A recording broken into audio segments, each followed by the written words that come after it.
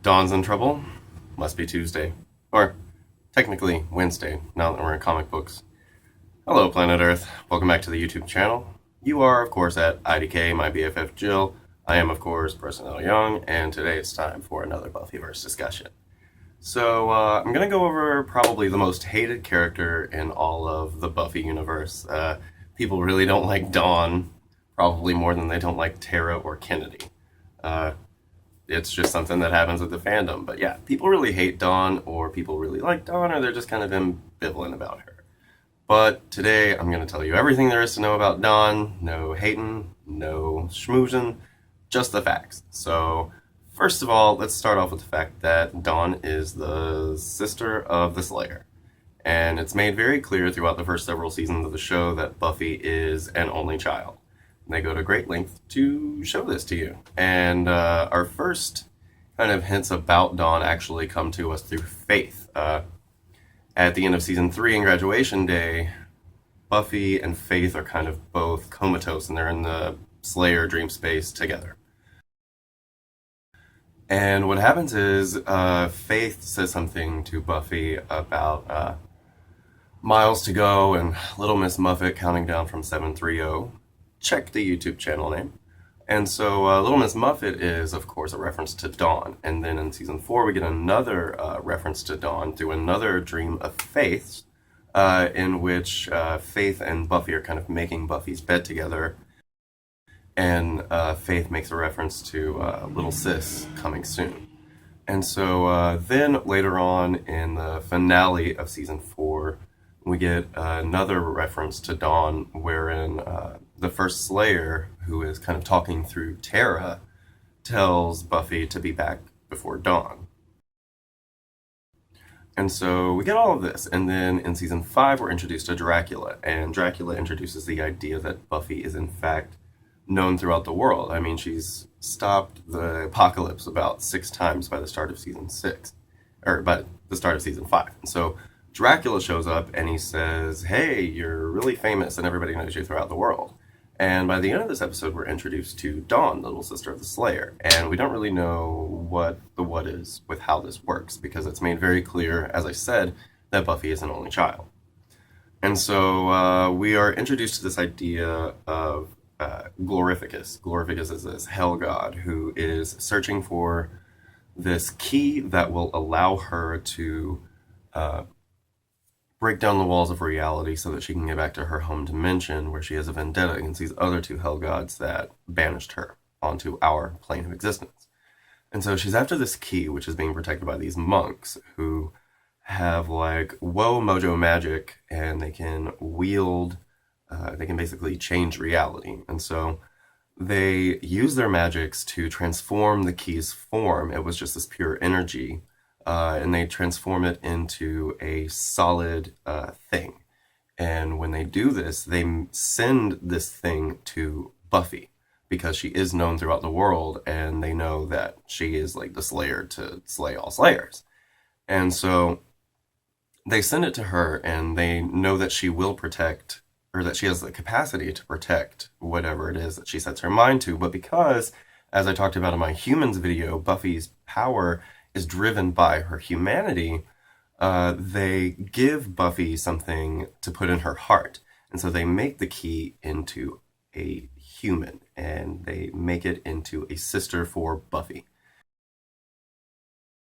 And they kind of change reality so that anyone who should have known Dawn knows Dawn. And Dawn herself is created, and she has no memory of not being herself. All of the fabricated memories that everyone else has, she also has. She doesn't remember not having been herself. And so we find out that, this is Buffy's sister, that she is an innocent and that she didn't really have a choice in all of this. And despite the fact that Buffy realizes that she had been created later on, she just decides that it doesn't matter, and that however it is that she's her sister, she is her sister. And so Buffy finds all of this out, and she relates this information to Giles, who kind of explains what's going on to her. But the thing about it is, the people who are outside of reality, whose minds have been affected in some kind of way, whether they're chemically imbalanced or whether they've had their cognition sucked out of them by glorificus, uh, people whose minds don't work on the same level as everyone else's can actually see Dawn for what she is, and they know that she doesn't belong here, and the false memories that the monks created don't apply to them. And so Buffy's mother and Dawn's mother, she has this brain tumor in season 5, and she's one of the people who actually sees that Dawn isn't supposed to be there, and it really, of course, worries her because she believes that this girl's her daughter. And so she and Buffy and Giles all kind of come to the realization that it doesn't matter how she got here, that she is just, her. And they decide to keep this information from Dawn until she's older, and all of this is kind of blown over. But Dawn ends up finding out with the help of Spike because she knew that everybody was treating her weird because after a fashion, Willow, Xander, Tara, and Anya, they also find out and they're kind of acting strange around her. And so Dawn takes it upon herself to find out, and Spike decides to help her rather than let her go out and get into danger. And so she basically has an existential meltdown. She can't believe that all of her memories in her entire life is just this giant fabrication, and that she's only been around for about 6 months. And so she has this freak out, and she cuts herself and all this good stuff. And so she almost gets taken by the bitch who's trying to get her in the first place, but can't even see that she's who she is. And she gets hurt, and Buffy gets hurt. And Buffy explains to her that it doesn't matter how long she's been real. The fact of the matter is she is real, and they are sisters, and that the blood that goes through them, it's the same, because that is reality. They are physically sisters, and they cannot ignore that. And so then, while all of this is going down, while Dawn is kind of figuring out what it is to be what she is and try and still be who she is, Joyce is getting sick, and she has this operation, and everything seems fine and dandy, but then, she dies. And after Joyce dies, Dawn starts to act out in a lot of different ways. She starts by trying to resurrect Joyce, and then she becomes a total klepto, and then after she's captured and then almost sacrificed by Glorificus, Buffy realizes that they do have the same blood, that they are physically made up of the same stuff, and so that Dawn doesn't have to die in order to save reality. She can die, Buffy herself, and allow for Dawn to live another day. And that's the thing about Dawn. She really represents the audience. In the way that Xander and Willow kind of used to represent the audience, now they're kind of players in the world. Dawn is representative of the audience in that we're supposed to take away that what Buffy's doing for her sister is out of love, and that what Buffy kind of shows to her sister is what the audience should be taking away from it. Like, we should look up to Buffy the same way that Dawn does. And we should question Buffy the same way that Dawn does as well. And so Buffy dies, and Willow and Tara kind of take Buffy in. They move into Buffy's house, into Joyce's room, and Willow repairs the Buffy bot to keep up appearances that there's still a Slayer in Sunnydale, because the only Slayer that they have at the time that season 6 starts is Faith, and she's locked herself in prison. Yay. And so they have repaired the Buffy bot to keep up appearances that there is a Slayer in Sunnydale, keeping things at bay as far as supernatural. And so Willow and Tara are basically playing Dawn's mothers. And they're keeping this information from Buffy's father because Dawn doesn't want to leave Sunnydale. And Dawn has this kind of weird, creepy relationship with that Buffy bot. She kind of looks at it like it really is Buffy. So anyway, when Buffy comes back from the dead, Dawn feels kind of ignored and abandoned, like Buffy's kind of left her behind because she's not really paying attention to her, because Buffy kind of feels like she left herself behind. She's really not able to kind of like feel like she's participating in life, and she's kind of making a point not to participate in life. And so Dawn has all of these abandonment issues. I mean, Buffy died, and her mom died, and then Buffy's back, but she's not really back, and so Dawn keeps on kind of acting out, and there's this whole episode where she wishes to a vengeance demon that people would stop leaving, and she's stuck in the house with Anya and Xander and Buffy and Willow and Tara and this friend of Buffy's named Sophie from work, and this other guy that Xander and Anya were trying to set Buffy up with, and then Spike and Clem. And they're all trapped in the house together, and it ends up being crazy. And by the end of the episode, Buffy realizes that she's been ignoring Dawn this whole time, and she needs to stick around and, like, watch out for her. And so, like, all this good stuff goes down, and then, of course, Tara and Willow get back together, and Dawn's very excited about this because when they had broken up, again with the abandonment issues, Tara was suddenly gone and just not around as often, even though she was trying to maintain a relationship with Dawn. It wasn't really happening the way it should. And so Tara and Willow get back together, and she's all excited and stuff like this. And of course, Tara dies. And so Tara dies, and Buffy and Xander have to go and deal with crazy Willow while she's trying to kill the trio. And so they leave her with Clem, and Dawn convinces Clem that she is capable and that Buffy should stop kind of hiding her away from everything and that she needs to go and do something. So she gets Clem to lead her to Rack's place, where she runs into Dark Willow, who, by and by some stuff happens, Dark Willow ends up trapping Buffy and Dawn, like, down under the ground of the Sunnydale, one of the many Sunnydale cemeteries. And so stuff goes down there, and Buffy and Dawn have to kind of fight their way away from these demons, and Buffy kind of looks at Dawn in a new light, and she sees that she doesn't need to be hiding her away from the world. She needs to be, you know, showing her how to be a part of it and to how to thrive in it and not shy away from it. Because the whole thing about Dawn, she's supposed to be a representative of the audience, but the audience looks at Buffy and we're like, look at her doing all these things, but look at her trying to, you know, treat Dawn like a child when Dawn was pretty much the same age as Buffy when Buffy was having to do all of this stuff. And so, yeah, Buffy realizes this, like, know your audience. And so she tries to bring Dawn into this world that she lives in to teach her how to survive and how to be a strong, powerful woman. So then she basically spends a lot of her time in season 7 just growing up in general. She becomes like research girl when Willow is still like not back from doing her magical rehab. And then later on, she just kind of like falls into the groove of helping with the other potential slayers and so on and so forth. And then there's this episode where Dawn is led to believe, as are some of the other characters, that she is actually one of the next potential slayers, and she finds out that she's not. And Xander basically has this really touching moment with her where he explains to her that she's not just, you know, she's not special. She's not some slayer or whatever. Like, her being herself and just stepping up to the plate when it matters is what makes her not special but extraordinary. And they have this really nice moment, and it's like, I see you two with your tears and your motivational speeches.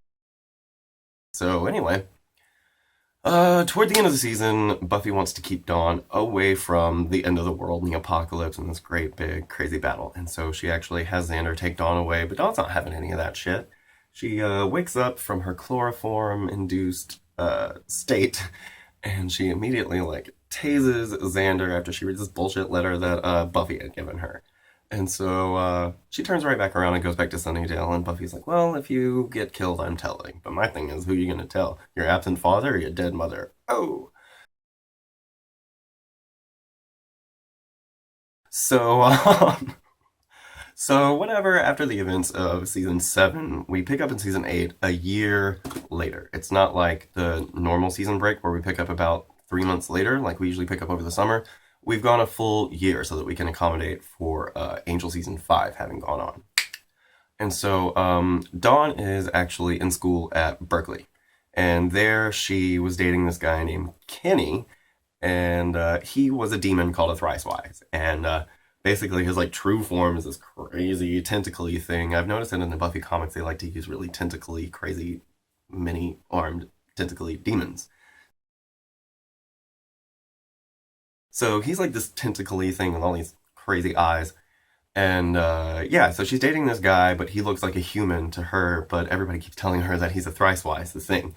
And so what happens is She actually cheats on Kenny and loses her virginity to his roommate, who I think his name was Kevin, but it so doesn't matter because as soon as she does this, she is made into a giant.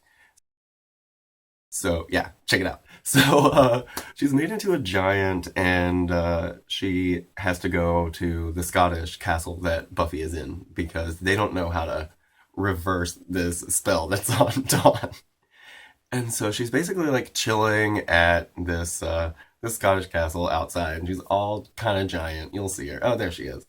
And so, oh no, she's that. Oh, that's where she loses her virginity to the guy who smokes. He was in a band.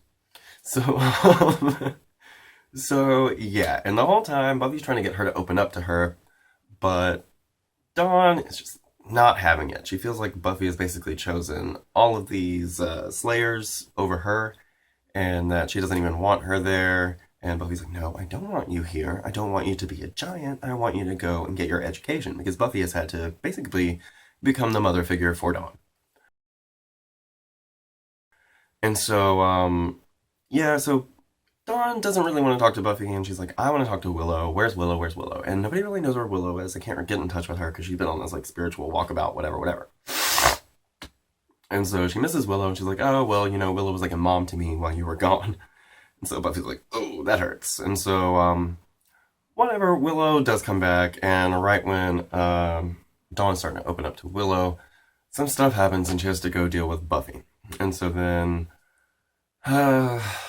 she finally does open up to Xander and explains to him this whole situation with Kenny.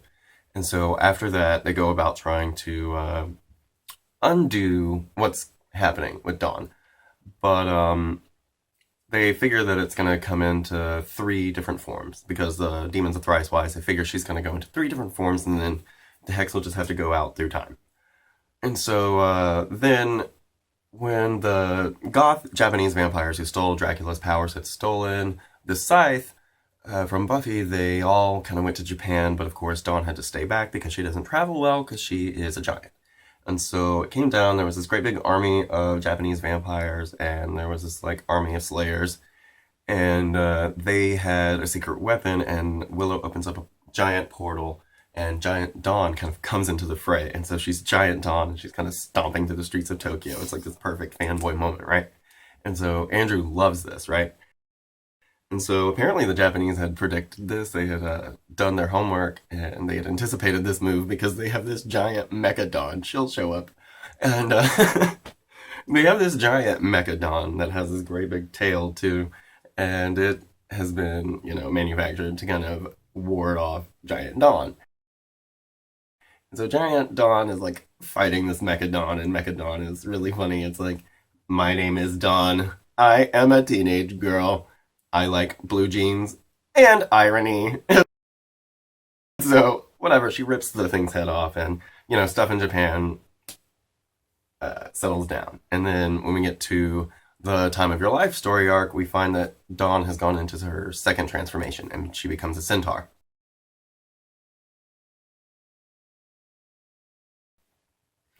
And so Buffy and Willow kind of leave Xander and Centaur Dawn in Scotland while they go to New York to figure out what's going on with the scythe and, yeah, all this good stuff. And so while they're gone, Amy and Warren had sent this magical bomb to blow up the Scottish castle base that everybody was in.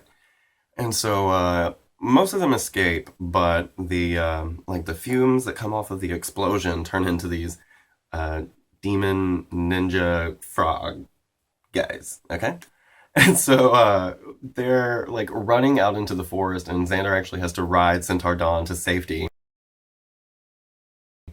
And they like run into the forest, and they come upon all of these woodland creatures, and some of these guys that they meet are like really crazy looking. They have like elven looking faces and ears, and then one of their hands is like fire, and then one of their hands has this blade coming off of it, and like their bottom halves are like trees, and so these guys are like, whatever.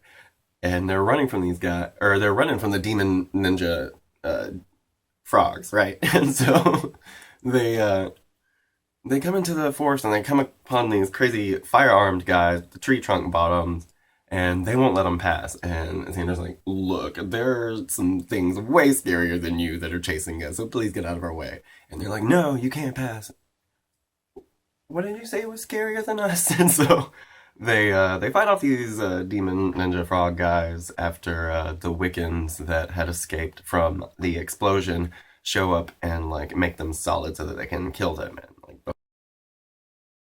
like, then we get into the Predators and Prey story arc where Harmony basically exposes vampires to the world and then exposes Slayers, and Slayers are kind of public enemy number one, and so everybody kind of lays low because their Scottish base had been destroyed and all that good stuff. And then when we pick back up with Dawn after the Predators and Prey story arc kind of finishes up, we find that Dawn has been transformed into a China doll.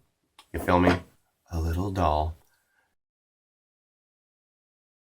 And so, yeah, she's kind of snatched up and collected by this crazy doll collector, and all of his dolls are like animated.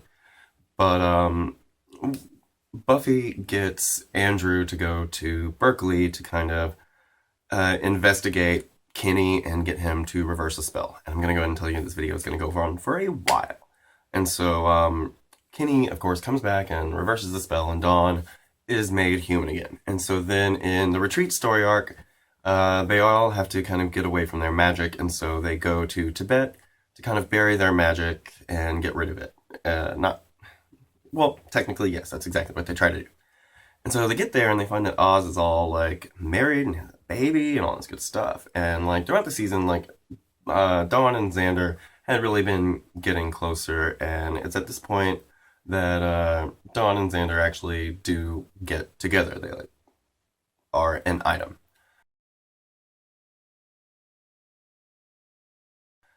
And so all this goes down, and Buffy finds out about it, and she picks this moment in time to decide that she wants to be with Xander. All this fucking time, she decides now is the time to be with Xander. Just because, I don't even know why, it was ridiculous. So she decides she's happy for Xander and Dawn, and she's telling Willow about this. Now, at this point in time, Buffy discovers that she, like, has superpowers. She can fly, and she's faster than a speeding bullet, and all this good stuff. And she and Willow, like, destroyed these three giant ancient goddesses, and they're like flying around the air, and Buffy goes, Xander and Dawn are in love, and Willow goes, gah! I thought they would never figure that out. And so then Buffy has fucking superpowers shows up, and Willow is kind of like trying to figure out why Buffy's powers are like expanding, and Buffy and Xander are just playing with it. They're just having a good time. And so they are just having a gay old time seeing that Buffy is like faster than a speeding bullet and all this other good stuff. And the whole time Dawn is saying something's wrong with this. Like this is a monkey's paw situation. Like something bad is going to happen. And sure enough, it does. And she basically didn't call Twilight, but she knew something was going on. And so Twilight comes along, and of course it's all craziness. And they go down to the Seat of Wonder to kind of stop the repercussions of Twilight. And all this good stuff goes down, and they go down into the Hellmouth and all this fun, and Dawn actually gets really hurt. And so Xander takes Dawn back up to the surface because the military actually has some barracks up there at their base, and he gets her some medical attention. And he decides that he wants to take her away from all of this, that when this battle is over, that he and Dawn are going to move in together, and he's going to get a steady job, and they're just gonna move away from this life and just be normal people. And so at the end of season 8, we find that Dawn and Xander are doing pretty well without magic. They're fine. They're living together in San Francisco, and Buffy's just kind of crashing on their couch. But then at the beginning of season 9, she gets their own place, and then throughout season 9, Buffy or Xander and Dawn's relationship starts to kind of waver. There's a lot of friction, and we don't really know where it's coming from, but eventually we find out that it's because Dawn is ceasing to exist.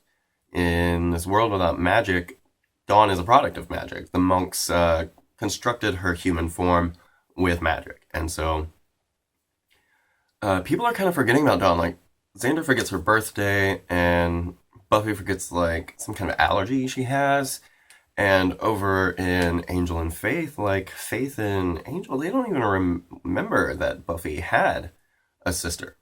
And so what happens is Dawn starts to get sick, and this is when we kind of find out what's going on. And so Willow returns from uh, restoring magic to the world. She comes back from her magical walkabout from Kortov to the world without shrimp to like the root of all magic back to our plane of reality. And she has like this magic within her, but she's not really sure how to get it to work because it's all different from what she's used to. And so what happens is she and Buffy decide to go down into the deeper well to try and siphon magic from the physical coffins, the sarcophagi that are down there have residual power. We know this from the Illyria miniseries. And so they have residual power down there, and Willow wants to tap into this to kind of make Dawn solid and make her happen. And so this whole time, you know, Spike is over in London, and he finds out that Angel and Faith don't understand like who Dawn is, and they have forgotten her. And I guess he gets a call from Andrew, who explains what's going on. And so he like hightails it back to San Francisco. And so he goes to San Francisco to try to like be with Dawn, and he even like tries to record stuff. And the stuff that he's recording is all just turning to static, like the stuff that he's recording of Dawn. And so everything is just kind of disconnected from her. And so she's not even leaving any kind of print on this world anymore. And actually, Xander decides to take matters into his own hands, and he decides to help Simone Doppler, the crazy vampire slayer with the purple hair, and the siphon. See, the siphon had drained Illyria of some of her power.